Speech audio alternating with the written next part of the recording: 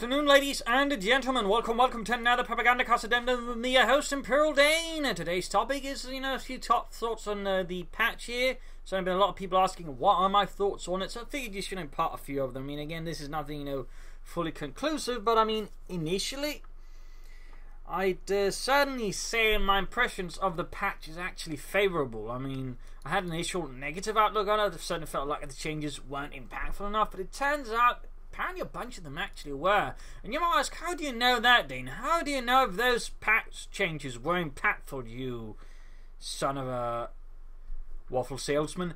And here's the thing, overall, one of the best ways to look at it usually is, well, how many strategies do we actually see now? And here's the thing, before the patch, for example, we take the Wehrmacht, there was pretty much increasingly two strategies. One is rush to tier 3, get a lot of Panzer Force. The other one was go to tier 2, then to tier 3, then get a lot of Panzer Force. Maybe get some Stugs. But overall, it was very tier 3 centric. That was pretty much the end game, because the Wehrmacht tier 4 end game was off the charts. The Tiger off, right? And now we're actually seeing much greater degree of sort of actual strategies. There's some are going for mobile defense again with Pumas. Like, Pumas weren't used before at all either. They were just gone, but now Pumas, command tank. Well, command tanks also used it for the Pumas. Mobile defense is back. That's a big one. But also, there's more tier 2 oriented strategies, more 2-2s, flame for half tanks, even Panzer Grenadiers. Like, that's sort of more of an actual element now. While tier 3 certainly also happens, I'm actually seeing tier 4 now, and it doesn't quite look like, the novelty it used to be, which is also pretty big. In fact, I've had some success with Panthers myself, and while I'm not 100% convinced that Panthers, amazing, it's definitely better off than it was. You can actually sort of, with some good skill, hit Veteran 3 with a Panther. You couldn't do that before, at least not unless your opponent was on, I don't know, some very severe horse tranquilizers. So there's definitely some things there. Again, tier 4 strategies are actually viable now. We're seeing more heavy armor, Tiger tanks, IS-2s, King Tigers. That's a pretty big net gain in strategy. Well, of course, this results in some, just going full Führer syndrome. There's some just using the heavy tanks as part of an overall armored strategy, and of course, that's great. Overall, greater strategic variety, of course, means just more fun, overall, and also, more fun for me, because it means I can sort of pull a greater variety of, replays to cast. It's no longer just, Wehrmacht player goes tier 3 versus, the Allies. It's now Wehrmacht player could go for Panthers. He could go tier 3 into tier 4, summoning up Panthers later. There could be Tigers involved. There could be IS-2s involved. Again, that's a massive sort of set of change in strategy. Similar with the Soviets, for example, we're seeing penal trooper builds are back again. Snipers as well there, but the Maxims are there. Conscript builds are there. There's a great amount of sort of, Soviet strategies now going on. Armored assault, for example, has become pretty huge. Previously, it was just mostly guard rifle, but again, there's an for example, just there with the Soviets, massive sort of increase in sort of the strategies that will actually employ against their opponents. And usually, if there's a massive increase in strategies, that's usually an indicator that something is going right. That means more units are overall viable. So, in that regard, and of course, to an extent also, in some cases, just more strategies being forced, because suddenly one side having more strategies viable forces the other one to not just rely on just a few strategies because they could get away with it. So, there's definitely some big improvements there. I'm seeing less Americans and Brits right now. I think they're also in a pretty good state, but overall, right now, there's a heavy sort of emphasis on so it's also in Wehrmacht. But even with the Oberkommando West, there's an increase in strategies as well. While there's definitely more mechanized Red Drops in Zach above, there's still some are going for flak half techs in the battle group headquarters. And there's definitely more King Tigers again, and they definitely also feel less terrible. So I might ask, why is it that all of the heavy tanks suddenly became better? Well, mostly because they buffed a lot of the tank destroyers, and particularly the cheaper ones.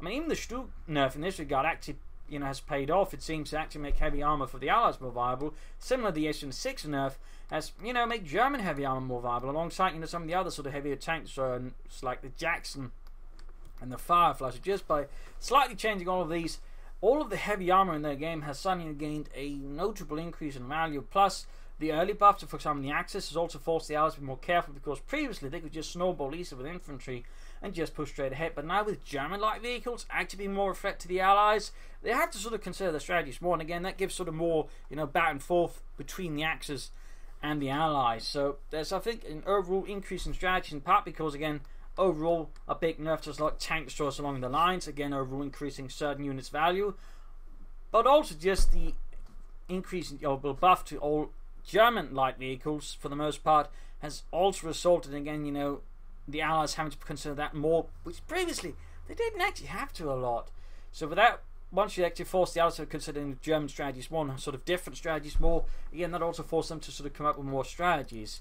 Plus, again, heavy armor being a factor also just opens up for more strategies. Tier 4 strategies for the Wehrmacht, but otherwise heavy armor strategies from the Allies as well, and even to an extent the Oberkommando West. So I'd say that's overall a series of really good knock-on effects that, again, lead to a more diverse and varied sort of gameplay experience and metagame in company reviews, where again it's a lot less certain what your opponent is actually playing at, and where again you actually have more options for dealing with them, and that's personally, in my opinion, great. I know there's some people just completely throwing fits out there, and oh, they're just nerfing allies and buffing axes, except they kind of did that for the several last patches the other way around, or vice versa. I mean, again, they've sort of been buffing, nerfing both sides, rather to an extent consistent with just the previous patch did a bit too much to the Germans. And again, now suddenly the Germans have options. Again, there's clearly some who are not happy with that, but overall, I'd say again the game has massively benefited from it. Again, at least for me, the sign is pretty much clear, and overall increases strategies means it's a good sign. Again, before, that was pretty much, for example, again for the Axis, very few strategies. Again, they were all Panzer IV centric because increasing the Panzer IV was the only good unit. Again, the Allies could go another direction. For the most part, they didn't. And the ones that weren't pretty much, locked up for the most part, again, due to the Stuka seemingly being a bit too good. But again, with the Stuka now being nerfed, Allied tank destroyers are better. Oh, heavy armor has, of course, gotten better as well. So, yeah. I mean, as far as I'm concerned, no matter how I look at it, again, at least it's looking a lot better. There might still be some issues, but, again, with so many more strategies available, with so many more options, and so many more gameplay styles suddenly unlocked, I mean, that's pretty good. That's amazing. I mean, considering how things were before the patch, which is just, quite frankly, increasingly awful and frustrating. So, I mean, I'm liking it.